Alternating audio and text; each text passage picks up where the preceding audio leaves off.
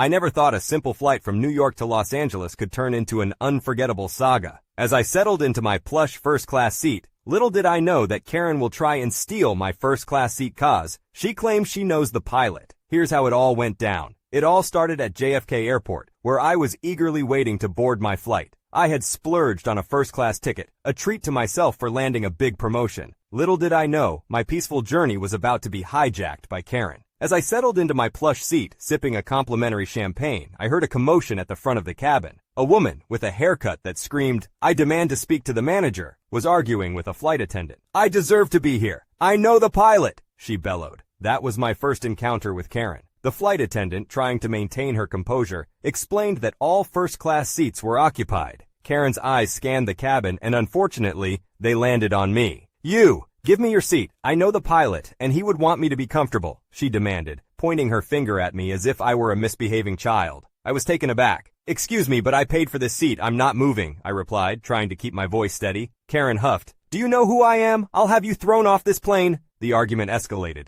drawing the attention of other passengers. Karen was relentless, throwing a tantrum like a child denied candy. She claimed to be a close personal friend of the pilot, insisting that he would vouch for her. The flight attendant, clearly at her wit's end, went to consult the pilot. While we waited, Karen sat in the aisle seat, refusing to budge. She ranted about her importance, her connections, and how she was being unfairly treated. I tried to ignore her, focusing on the book I had brought, but her voice was like a drill, impossible to tune out. Finally, the pilot emerged, a look of exasperation on his face. "Ma'am, I do know you, but that doesn't give you the right to displace other passengers. Please return to your assigned seat," he said firmly. Karen was livid. "This is outrageous. I'll make sure you regret this," she screamed. But eventually, she stomped back to her seat, muttering threats and curses. I thought that was the end of it. But as the flight progressed, Karen's behavior grew more erratic. She complained loudly about everything: the food, the service, even the air quality. She demanded special treatment, snapping her fingers at the flight attendants and sending back meals for trivial reasons. The climax of her antics came when she decided the movie selection was beneath her. She stood up,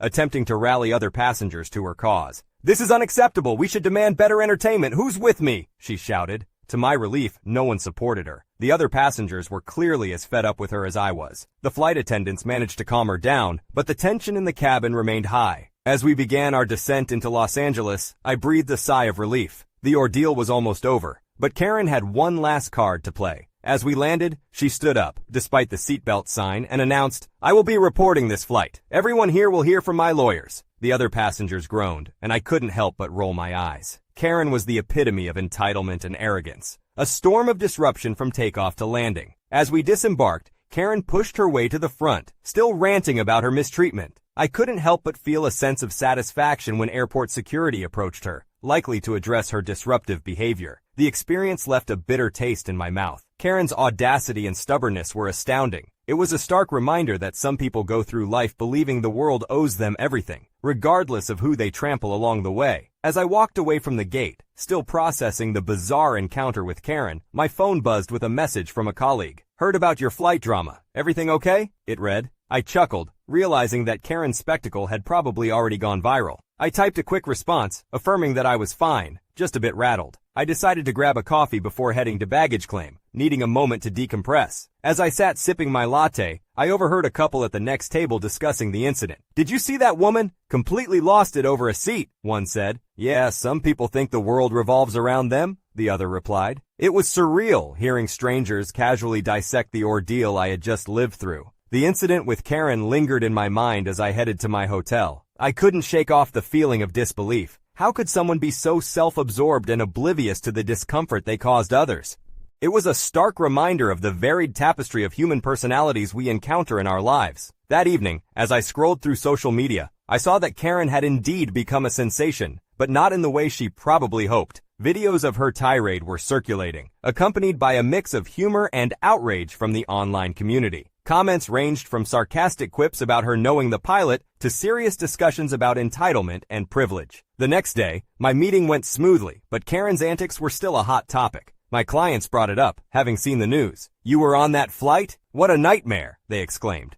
I shared a condensed version of the story, which was met with shakes of the head and sympathetic looks. As I prepared to fly back to New York, I couldn't help but feel a sense of apprehension. What if I encountered another Karen? The thought was unnerving. Thankfully, the flight back was uneventful, a stark contrast to the earlier drama. A few days later, I learned that Karen had been banned from the airline due to her behavior. It was a small piece of justice, but it made me wonder about the deeper issues that led to her outburst. Was it just a sense of entitlement, or was there something more troubling beneath the surface? In the end, the whole experience was a lesson in patience and the importance of keeping one's composure in the face of unreasonableness. Karen, with her demands and threats, had become a cautionary tale, a vivid example of how not to behave. As I shared the story with friends and family, it evolved into a sort of urban legend, a bizarre anecdote about the lengths some people will go to assert their perceived importance. Karen, who wanted to be remembered as someone significant, had indeed left a lasting impression, but for all the wrong reasons. The story of Karen and the first-class seat became more than just a personal experience. It was a reflection of the times we live in, where social status and connections are often flaunted to gain advantage. It was a reminder that while we can't control the actions of others, we can choose how we respond to them. In the end, Karen's attempt to dominate and intimidate only served to highlight her own shortcomings. Her name became synonymous with entitlement and arrogance, a legacy far removed from the respect and admiration she so desperately sought. This Karen story on the first-class seat is wild. Can't believe some people think they're entitled to everything. Great video. Keep the stories coming.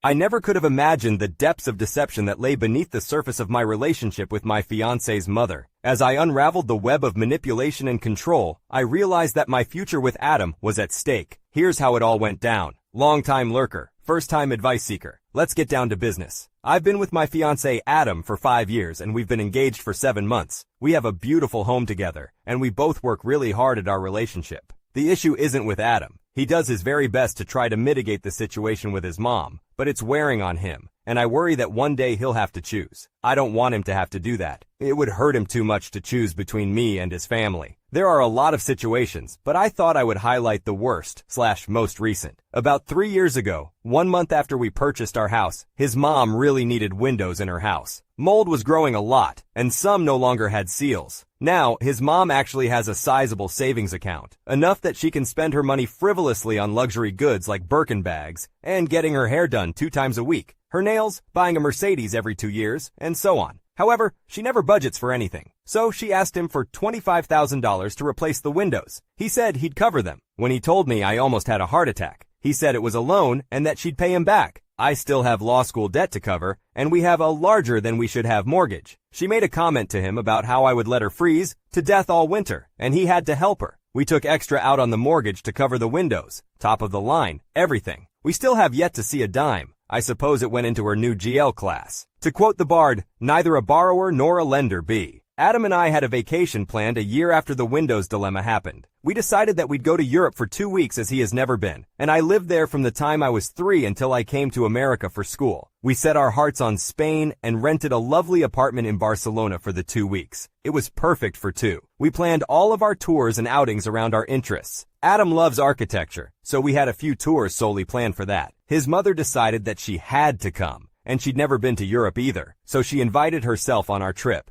Like I did previously, I tried to appeal to his rational side, but I couldn't get through his emotional side, so I just accepted that she'd be coming along. Well, coach wasn't good enough for her, and she had to have tickets upgraded to business class. But she didn't want to travel alone, so she pitched in for a seat for Adam to travel with her. I had to remain in coach alone. Then she didn't want to stay at the apartment because it wasn't a vacation to her. No, she had to stay at the W in Barcelona, where she begged Adam to stay with her, but there wasn't any room for me. He tried to reason with her, but she cried and said how sad she was without her husband with her as he passed away before they could ever get to Europe together. He passed away 10 years ago. So I stayed at the apartment alone while they stayed at the hotel. We were supposed to meet up for breakfast, but she would never get ready on time, so they wouldn't be down until 11 a.m., and we missed most of our outings. I definitely felt like a third wheel and questioned why I even bothered to go on the vacation when I could have stayed home and not felt so alone. Adam and I began to discuss wedding plans. I would like to keep it relatively low-key as my family still lives in Europe and cannot attend as my father is very sick, and we are worried he may take a turn for the worse. Traveling is just not worth it for him, and I wouldn't want him to risk his health for something that is a one-day event.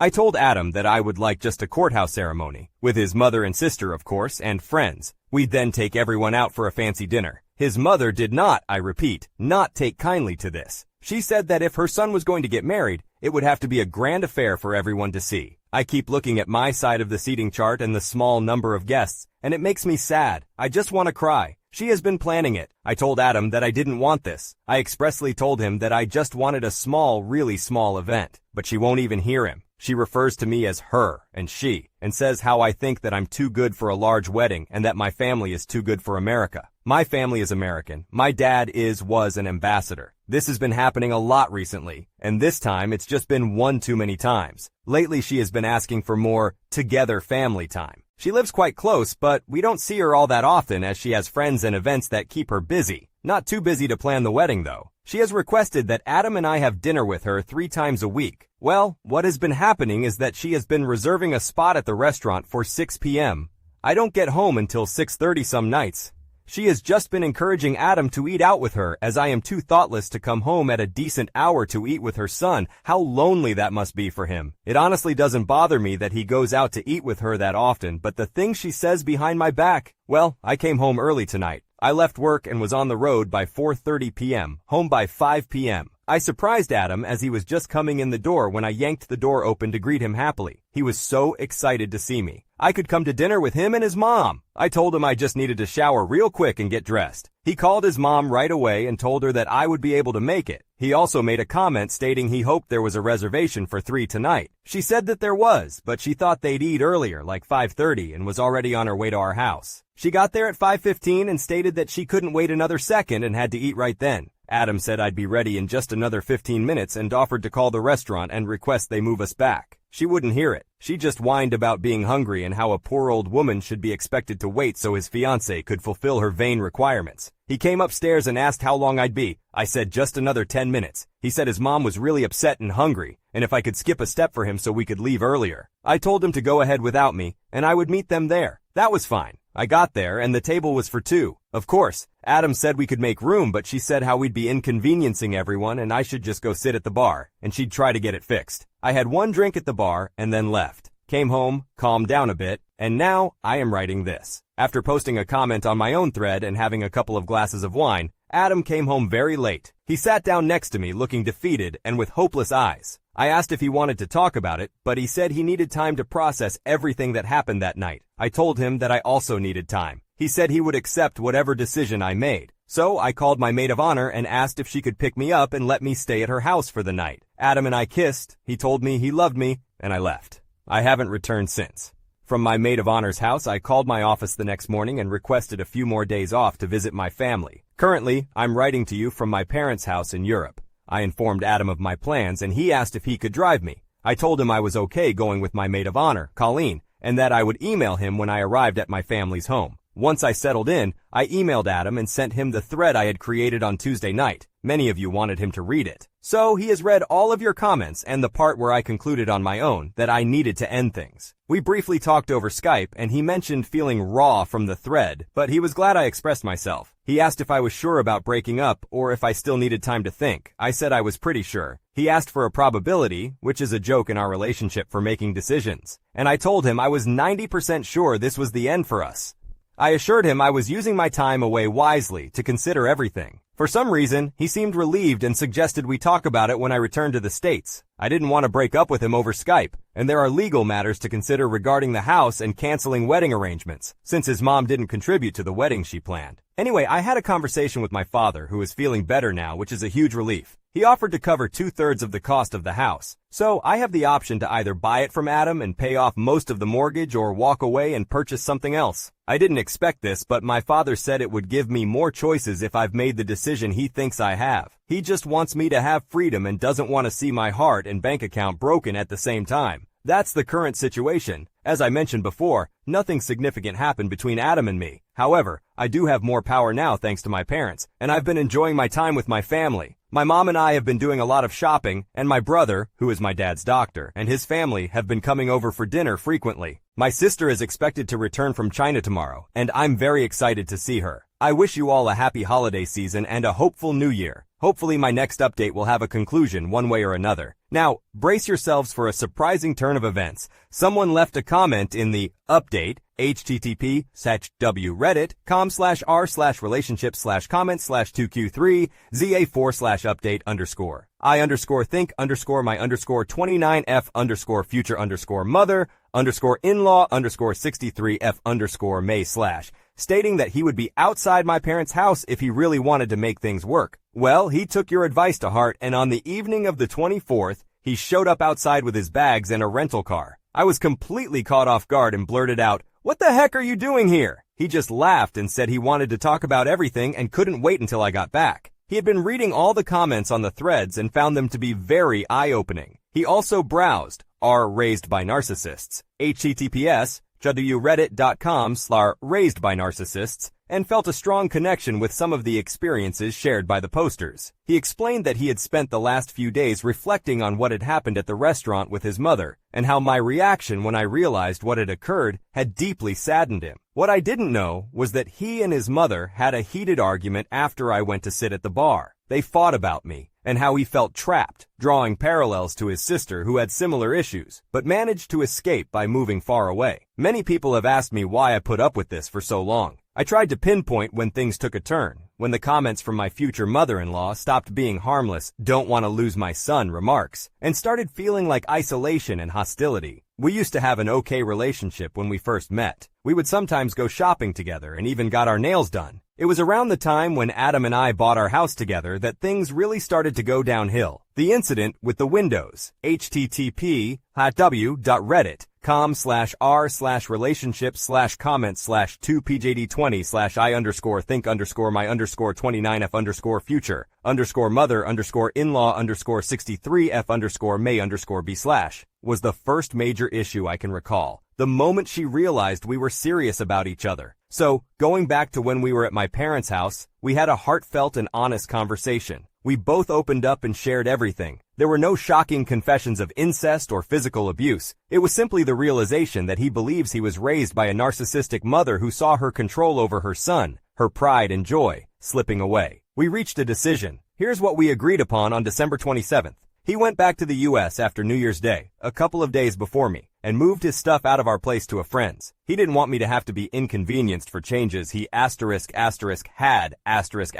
make. We have put our engagement on hold for the time being. He canceled all the plans his mother made. He has been seeing a therapist since the middle of January pretty consistently, 2 to 3 times a week. I've been to 4 sessions with him. His mother has not. We have sort of begun dating each other again. I have been talking to his sister, and the things their mother put her through. Adam is very lucky. Now, about his mother. He has decided to give her one last chance to go to therapy with him, and he has stated that if she does not, he will be going no contact with her. We have a lot to rebuild, but I know we can do it together. **TAL. Dr. **.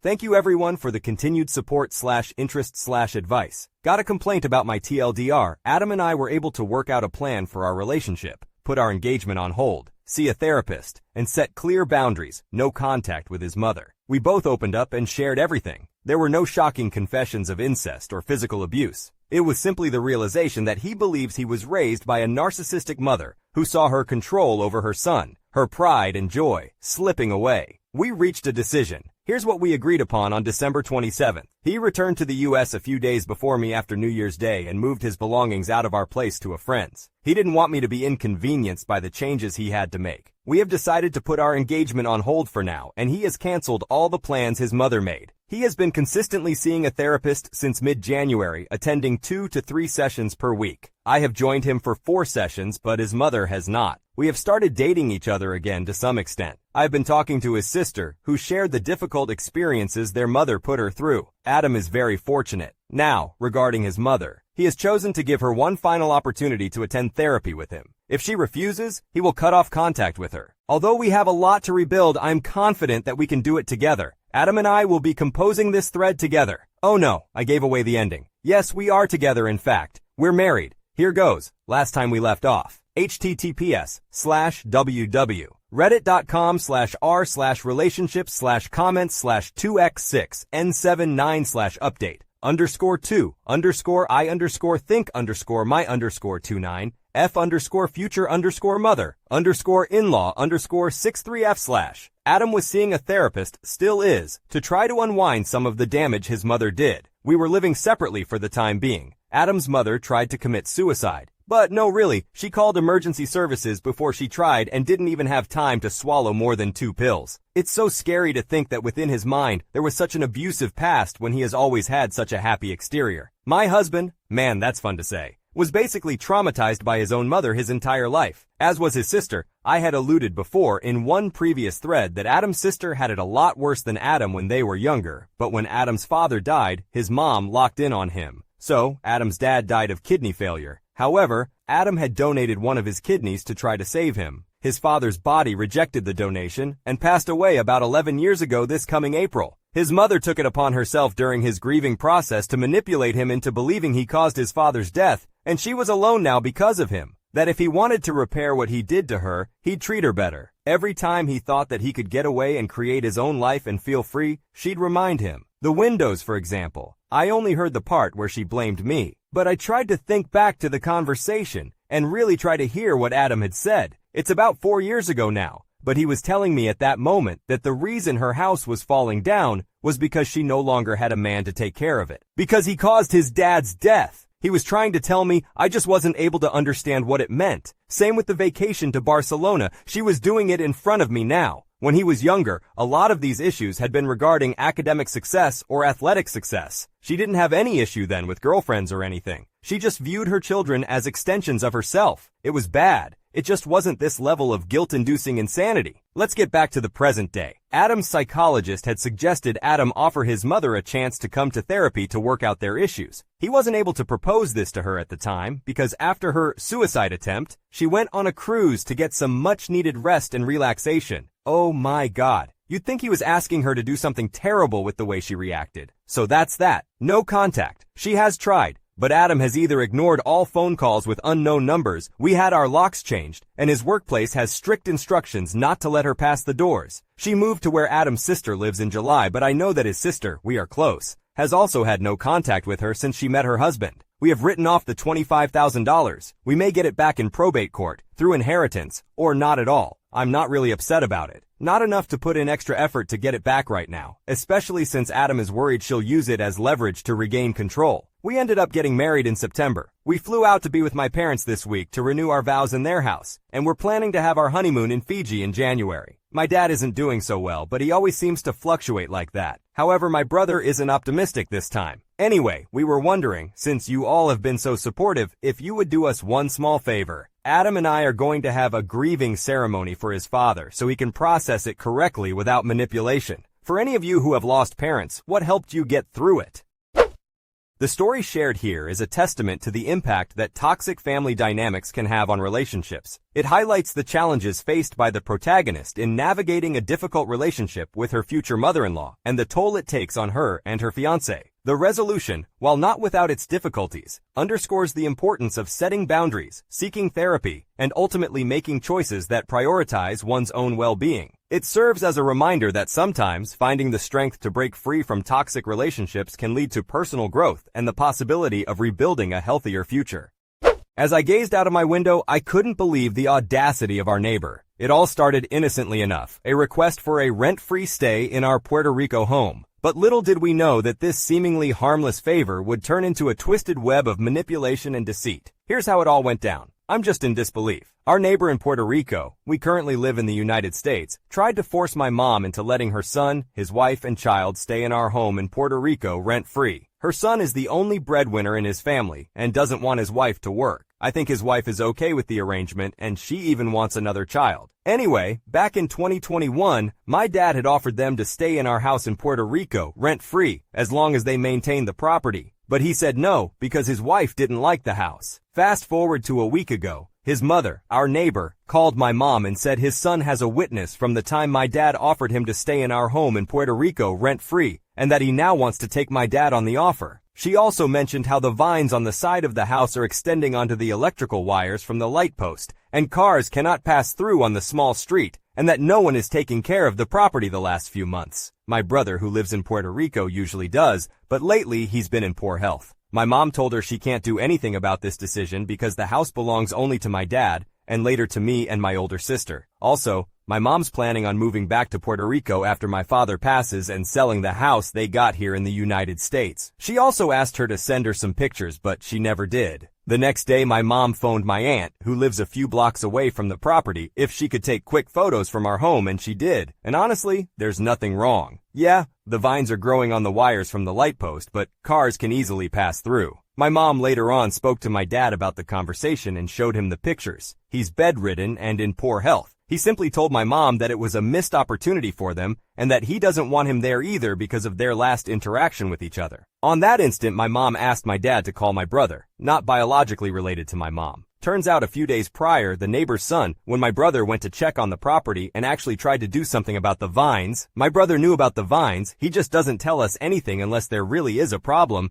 had actually spoken to him. In other words, the mom lied about not seeing anyone not maintaining the house. The neighbor's son decided to tell my brother he's got a witness stating that our dad told him he can stay rent-free as long as he maintained the property. When my brother said he remembers that day as well and about him and his wife's decision, he seemed to have gotten agitated just because my brother said he remembered. That's when the neighbor's son overspoke about his financial and housing situation. He mentioned to my brother that he's getting kicked out of the basement church where he's currently living in the past 2.5 years with his wife and child. The reason is that it was supposed to be a temporary situation where he didn't have to pay rent as long as he and his wife cleaned the church and prepared for events when needed so that he can save up enough money to buy himself a house, which obviously he didn't. He said he really wants to buy our house and that he would buy the house from my brother but at a low price when my dad passes away. My brother can be hot-headed, and he didn't like how the neighbor's son was trying to go behind my dad's back instead of speaking to him directly like a man. So my brother looked at him with a blank face and explained that he has no claim over the house. He was legally adopted by our grandparents, so by law he is actually our dad's brother and not his son. Therefore, he has no right to ask for the house to be sold to him after our dad's passing. He also rudely told him that it's time his wife gets a job because their child will start kindergarten next year, and he clearly doesn't want to have another baby. The conversation went nowhere, and my brother left after clearing out some branches and vines that extended from the abandoned property next to ours. He didn't inform our dad to avoid agitating him since he doesn't want to speak to the neighbor's son, and he thought the son got the message. Now, I can't stop thinking about their sense of entitlement over the house. This isn't the first time, but this time they went as far as claiming they had a witness. As my mom plans to move back eventually,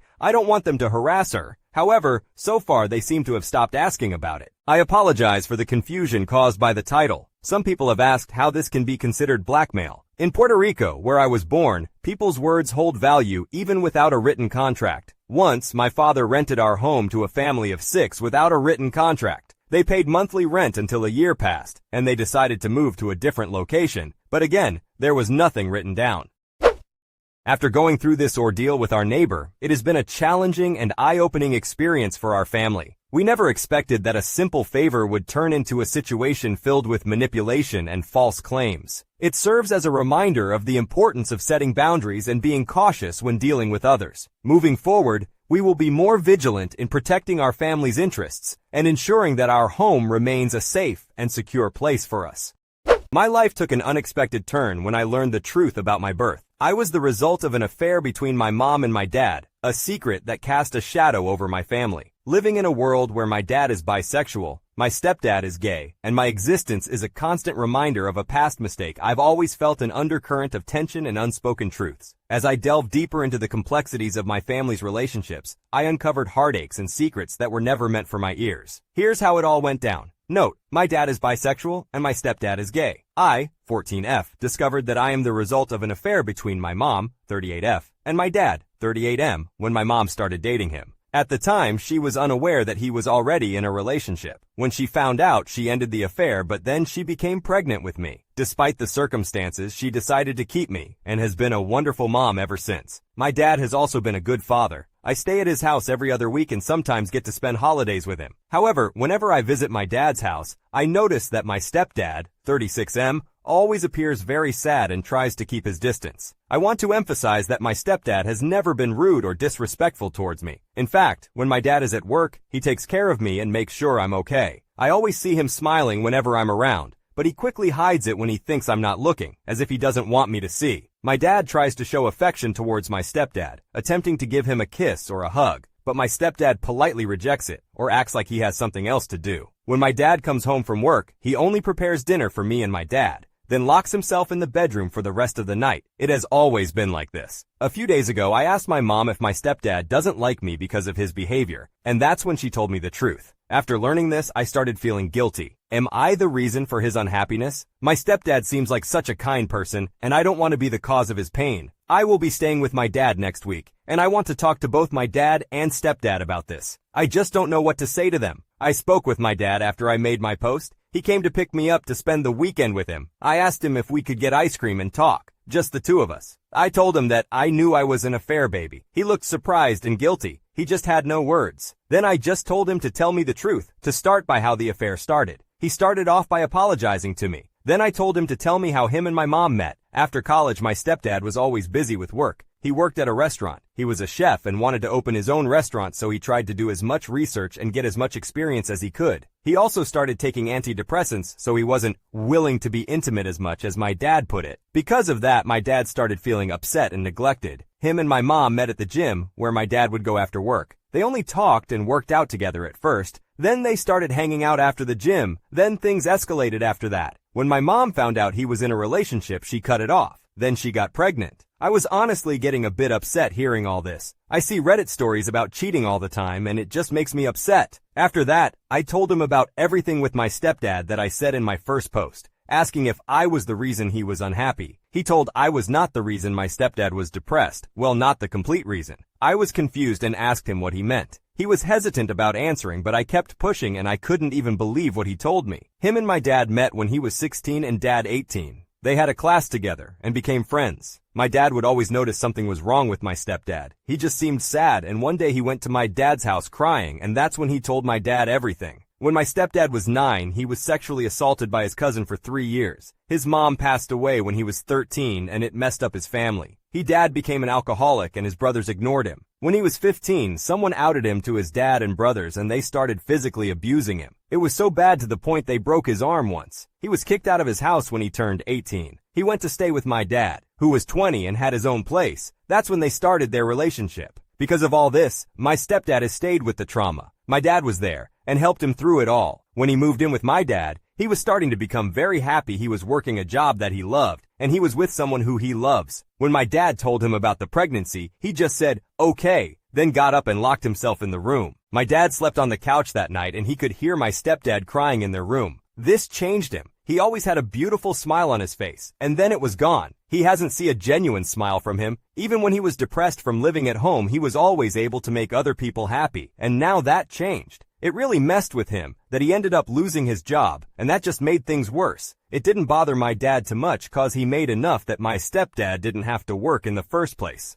They had a small break, then got back together. Stepdad wanted to take his time healing. He didn't want to handle the pressure of healing fast, and he didn't want to lose my dad or make him cheat again, so he let my dad have an open relationship on his side. He could be with whoever he wanted as long as he didn't tell my stepdad or have them over at the house. My dad started tearing up and just said how much he hates himself for breaking my stepdad's heart. He wants to let my stepdad go to set him free, but he can't. I was confused on why my stepdad didn't leave, and now I know why. He's only ever had my dad. He doesn't have any family or friends. He reassured me that he wasn't just sad whenever I came over. That's just how he's been since he found out. This made tear up as well. When we finished talking, we went home. My stepdad was cooking. He gave me a smile and a small hug, and we brought my stepdad some ice cream. He gave a small thank you. Then he gave us our dinner and went to shower and sleep. I could see the disappointed look on my dad's face. We ate and talked about our week. Then I just went up to my room to sleep. The next day I decided I was going to talk to my stepdad while my dad was at work. He always wakes up early to make me and my dad breakfast and pack my dad his lunch. My stepdad and I usually sit and have breakfast together. It's usually quiet. We were just eating in silence, and I was just trying to think of the best way to tell him I know. Then I just blurted it out. I know about the affair my mom and dad had. He stopped eating and just said, "I know. I heard your dad talking with your mom on the phone about it." He said it with such an empty voice. Then he told me if I wanted to talk about, he'll be honest with me. That's when I just started venting, apologizing if I was the reason he was unhappy, that I can ask my dad to take us somewhere else so he didn't have to see me. My eyes started watering, and he was just quit the whole time. Then he got up, walked up to me and gave me a hug. He told me that it wasn't my fault, that none of it was my fault. He told me that he loved me and he wasn't depressed because of me. I could hear that he was beginning to cry as well. We just kept holding each other until we calmed down, then had our conversation. He told me that I had nothing to be sorry about. How can I be sorry for something I had no control over? He apologized to me for making me feel unwanted or disliked, but I told him he never made me feel that way. We had a long conversation, and then he said he didn't regret being cheated on because if he didn't, he wouldn't have me in his life. When he said that, it made me break down again. I really love my stepdad. After our conversation, it was already afternoon, so he told me to put my shoes on and that we were going to spend the day together. My stepdad is Mexican, so we went to his favorite place for lunch. Afterward, we went to the mall and just hung out. Then, we got home and played some Mario Kart on his Switch. I kept losing. Throughout the day, when I looked at my stepdad, he looked genuinely happy, something I had not seen before. My dad was right. He does have a beautiful smile. When my dad came home, he looked shocked to see us having fun and laughing. I went up to give him a hug, and even my stepdad gave him a hug, which surprised my dad, but he gladly hugged him back. My stepdad forgot to buy stuff to make dinner, so we just went out to eat that day and had a good time. Later that night, as I was going to the kitchen to get some water, I overheard my dad and stepdad talking. My stepdad started by apologizing for hurting me and my dad all this time. He said that he loves me and my dad, but when he found out about the cheating, he couldn't stop thinking about how his own dad told him that no one would love him because he's gay, and it hurt even more because my dad cheated with a woman. He started crying and said he'll do better for my dad and especially for me. My dad just hugged him and told him he didn't have to apologize, that he should be the one apologizing, especially because he was the reason he lost his job and for making him take care of me. After he lost his job, he talked about how much he loves my stepdad and how much he lived in regret for how my dad hurt him. He just kept holding my stepdad while he cried.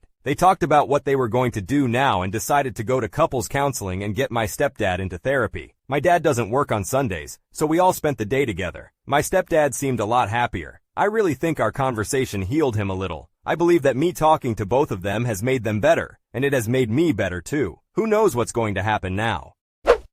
Despite the underlying pain and secrets, the story underscores how the bonds that connect individuals, whether by blood or by choice, possess a remarkable capacity for healing and forgiveness. This account is more than just an exploration of the struggles within a non-traditional family. It serves as a testament to the enduring strength of human connections amidst life's unforeseen challenges.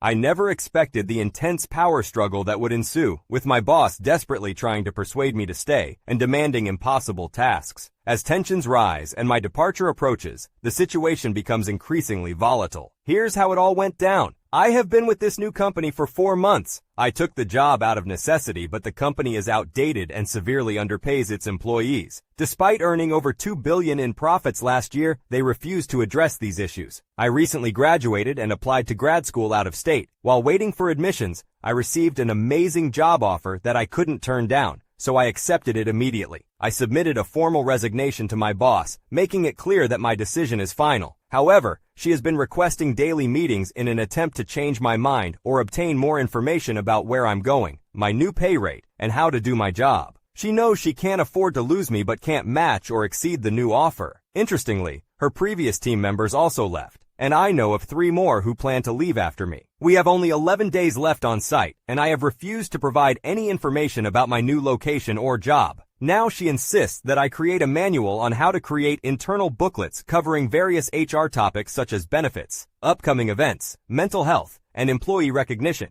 I cannot possibly explain how to create, edit, or manage the technical aspects of this manual in just 2 days, the deadline she has given me. I use 4 different editing software to accomplish this task, and I also create an online version in both English and Spanish. After requesting a more flexible and realistic deadline, suggesting a remote contract to work part-time until a replacement can be found, or proposing a freelance position, I struggle to explain professionally that I cannot write a manual on the technical aspects of using an application. My education focused on creating interactive programs and demos, and she fails to acknowledge that this is not an easily acquired skill. As I wrap up a beta testing program that I built for our large company, time is running out. The testing alone will require the remaining week to hand off to IT for implementation and going live. If she refuses to compromise, I don't know what else I can do. Is there anything I can say that will make her understand? This is a newly created position, so there is no training guide to rely on if they want to continue using what I have put in place. After reading some of the comments, I didn't even have a full day to consider my next move. I have posted an update to explain. As soon as I clocked in, I decided to draft a contract and present it to her. However, I was immediately handed a stack of projects and told to pitch in. Politely, I declined and went back to wrapping up my work. Later, I was dealing with IT issues for our program's beta testing when I noticed my boss staring at me through the office glass. I excused myself and went into the hallway. She was angry and asked to talk to me. I rescheduled with IT and went to her office. She mentioned she had gone through my drive and found my work, and now she needed me to walk her through it because she couldn't understand why it was so difficult for me to just write it down. So I did just that. I used every technical term I could think of. About 5 minutes in, I stopped and asked her how she would like me to document what I had just explained. She looked like she was about to cry and told me to go back to my desk. I thought it was a victory. However, as she was leaving, she told me to work with my backup and reapply for my position when I returned to town. She said she would hold the job for me. I reached out to my backup to give them a heads up.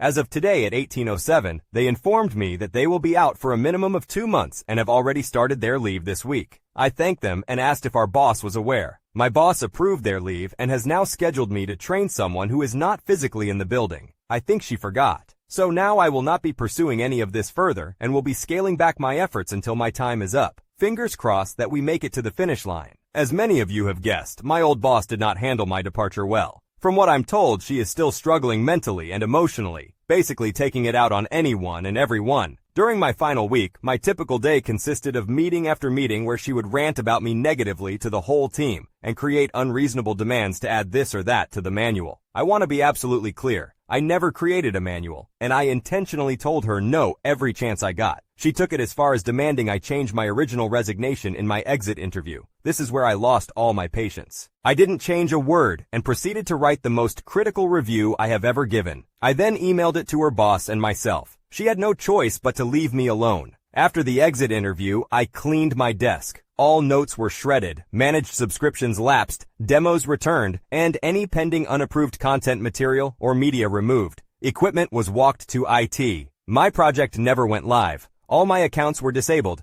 and I made sure to reassign generic passwords. Then, I left it alone. My replacement came back from leave early, but due to the pain they were experiencing, they couldn't even stay awake to discuss anything. I would just let them sleep. My boss was angry to learn that I wasn't making them stay awake the whole day. When she was reminded that I'm not responsible for that, I spent the whole day getting yelled at. We did zero training. On my last day, I literally did absolutely nothing. I took a long lunch, walked the floor, and enjoyed good breaks. Towards the end of the shift, people were panicking, asking me questions, calling, and texting. Not once did I follow up. I took my time to block all numbers, then left early as soon as payroll captured all my punches. Currently, I'm enjoying the new city, my new job, and spending time with my boyfriend. My stress levels are significantly reduced and I'm no longer worried about my karma. I have a great home life now and a great salary to assist with therapy. While I am overwhelmed with the change, I'm happy and safe. I can't talk about the new job, but it's fantastic. I've already been offered a 3-day paid vacation since the leave renews soon. They care about my difficult transition. I do receive calls, texts, and emails from the team. It's always about help or how I left them in a difficult situation. No one can pick up the projects or explain the next phase of business solutions. According to my old deskmate, our supervisor has asked to bring me back remotely and/or send a conditional offer to negotiate. So, I will be changing my number and getting a new email as soon as possible. The offer requires me to move back in 1 month, write standard operating procedures for my job, and provide technical training to all department staff. Pay details have not been mentioned. No thank you.